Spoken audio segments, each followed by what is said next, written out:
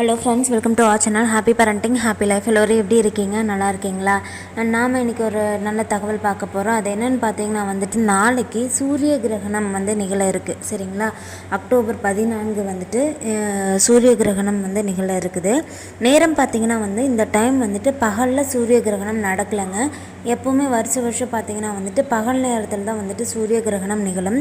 ஆனால் இந்த டைமில் பார்த்திங்கன்னா நைட் நேரத்தில் சூரிய கிரகணம் வந்திருக்குதுங்க. டைமிங் பார்த்திங்கன்னா கண்டிப்பாக நோட் பண்ணி வச்சுக்கோங்க. ப்ரெக்னென்ட் லேடிஸ் கண்டிப்பாக கவனமாக இருக்கணும். அதே மட்டும் இல்லாமல் நம்ம கை குழந்தைகள்லாம் வச்சுருக்கோம், ஒரு வருஷத்துக்குள்ளே இருக்கிற குழந்தைங்க, 1.5 வயசு இருக்கிற குழந்தைங்க இருக்காங்க அப்படின்னா அவங்களையும் நம்ம பத்திரமா வச்சுக்கணுங்க. ஸோ நான் என்னென்ன பண்ணணும், டைமிங் என்னென்னு சொல்கிறேன். ஆனால் அதுக்கு முன்னாடி நீங்கள் இன்னும் நம்மளோட சேனலை சப்ஸ்கிரைப் பண்ணாமல் பார்த்துட்டு இருந்தீங்கன்னா கண்டிப்பாக சப்ஸ்கிரைப் பண்ணி வச்சுக்கோங்க. அண்ட் பெல் ஐக்கானையும் கிளிக் பண்ணி வச்சுக்கோங்க. அப்போ தான் நான் போகிற வீடியோஸ் எல்லாமே நீங்கள் மிஸ் பண்ணாமல் பார்க்க முடியும். சரி, வாங்க வீடியோக்குள்ளே போயிடலாம். இந்த வருடத்தோட சூரிய கிரகணம் பார்த்திங்கன்னா அக்டோபர் 14 நடக்க இருக்குதுங்க. இது நைட் நேரத்தில் நடக்க இருக்குது. நைட் நேரத்தில் எப்போ ஆரம்பிக்குதுன்னு பார்த்தீங்கன்னா 8:34 ஆரம்பித்து மிட் நைட்டில் 2:25 முடியுதுங்க. ஓகே, இப்போ நம்ம நைட் நிகழ இருக்கிறதுனால நம்மளுக்கு எந்த பிரச்சனையும் இல்லை ப்ரெக்னென்ட் லேடிஸ்க்கு.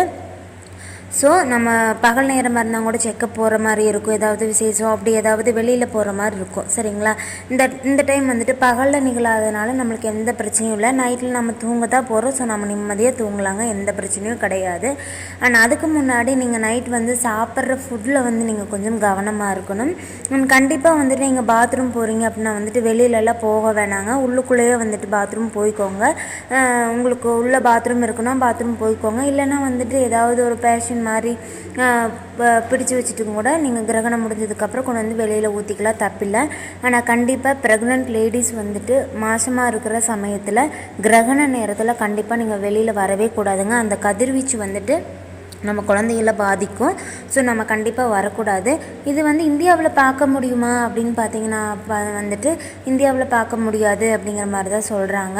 பட் நம்மளுக்கு பார்க்க முடிஞ்சாலோ பார்க்க முடியாட்டியோ கிரகண நேரத்தில் கர்ப்பிணி பெண்கள் வெளியில் வரக்கூடாது.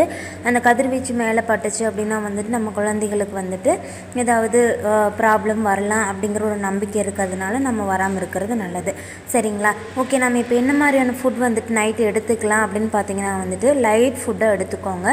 என்றைக்குமே நைட் நேரத்தில் ஹெவியான ஃபுட்ஸ் எடுக்கக்கூடாது. அதுவும் கிரகண நேரத்தில் கண்டிப்பாக எடுத்துக்கக்கூடாது.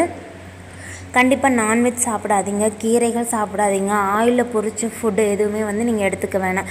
ஓகே, நான் என்ன மாதிரி ஃபுட்டு எடுத்துக்கணும் அப்படின்னு கேட்டிங்கன்னா இட்லி சாப்பிடுங்க, இடியாப்பம் சாப்பிடுங்க, ஆப்பம் சாப்பிடுங்க, சேமியா, இந்த மாதிரி சந்தகை, இது மாதிரிலாம் ஈஸியாக டைஜஸ்ட் ஆகிற மாதிரி சாப்பிட்டுக்குங்க. அண்ட் கிரகண நேரத்தில் இப்போ 8:30 முன்னாடியே நீங்கள் சாப்பிட்றீங்கன்னு வச்சுக்கோங்களேன். 8:30 முன்னாடியே நீங்கள் சாப்பிட்ருங்க. சப்போஸ் மிட் நைட்டில் பசிக்குது அப்படின்னா நான் சாப்பிட்லாமா அப்படின்னா கண்டிப்பாக சாப்பிட்லாம். இப்போ ஃப்ரூட்ஸ்லாம் ஏதாவது கட் பண்ணி வச்சுட்டு அதில் தர்பை புல் போட்டு வச்சுக்கோங்க. அதே மாதிரி நீங்கள் குடிக்கிற தண்ணியிலையும் கண்டிப்பாக தர்பை புல் வாங்கி வச்சுக்கோங்க. இன்றைக்கே வாங்கி வச்சு அதை கண்டிப்பாக தண்ணிக்குள்ளே போட்டு வச்சுக்கோங்க. நாளைக்கு தூங்க போகிறதுக்கு முன்னாடி, கிரகணம் ஆரம்பிக்கிறதுக்கு முன்னாடி போட்டு வச்சுருங்க. மிட் நைட்டில் உங்களுக்கு தண்ணி தாகமாக இருக்குது அப்படின்னாலும் நீங்கள் அந்த தண்ணி எடுத்து குடிச்சிக்கலாம். சப்போஸ் நிறைய பேருக்கு மிட் நைட்டில் பசிக்கும், ஏதாவது சாப்பிட்லான்னு இருக்கும். அப்போ உடனே போய் சமைக்க முடியாது. நீங்கள் சமைச்சு வச்ச ஃபுட்லேயே பார்த்தீங்கன்னா தர்பை புல் போட்டு வச்சிட்டிங்க அப்படின்னா நீங்கள் அதை எடுத்து சாப்பிட்டுக்கலாம், ஒன்றும் பிரச்சனை இல்லை. ஏன்னா தர்பை புல்லுக்கு அந்த கதிர்வீச்சோட தாக்கம் தாங்குகிற சக்தி இருக்குதுன்னு சொல்லுவாங்க. அதனால தான் நம்ம தர்பை புல் எடுத்து போட்டு வச்சு இந்த டைமிங்கில் குடித்தா நல்லது அப்படின்னு சொல்லி நம்ம சொல்கிறோம்.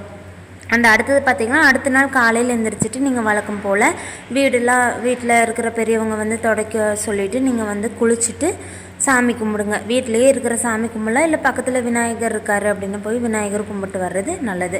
சரிங்களா? கண்டிப்பாக கிரகண நேரத்தில் நீங்கள் முழிச்சிக்கிட்டு இருக்க வேணாம், மொபைல் எதுவும் பார்த்துட்டு இருக்க வேணாம். நல்லா சாப்பிடுங்க, ஈஸியாக டைஜஸ்ட் ஆகிற மாதிரி ஃபுட் சாப்பிடுங்க, நல்லா தூங்குங்க. அண்ட் நீங்கள் டெஸ்ட்லாம் போகணும் அப்படின்னா பகலில் நீங்கள் போயிட்டு வந்துக்கலாம், எந்த பிரச்சனையும் இல்லை. நம்ம கிரகண நேரத்தில் தான் வெளியில் போகக்கூடாது. ஒரு சிலருக்கு நாளைக்கு ஸ்கேனிங் டேட் இருக்கலாம். ஸோ நீங்கள் பகலில் போயிட்டு வந்துடுங்க, நைட்டில் போக வேண்டாம். கிரகண நேரத்தில் தான் நம்ம வெளியில் போகக்கூடாது. இந்த நைட்டில் நிகழ்கிறதுனால நம்மளுக்கு ஒன்றும் பிரச்சனை இல்லை. சரிங்களா? ஓகேங்க, இந்த டிப்ஸ் உங்களுக்கு யூஸ்ஃபுல்லாக இருக்கும் நம்புகிறேன். நான் வேறொரு நல்ல தகவலோடு உங்களை மீட் பண்ணுறேன். நன்றி.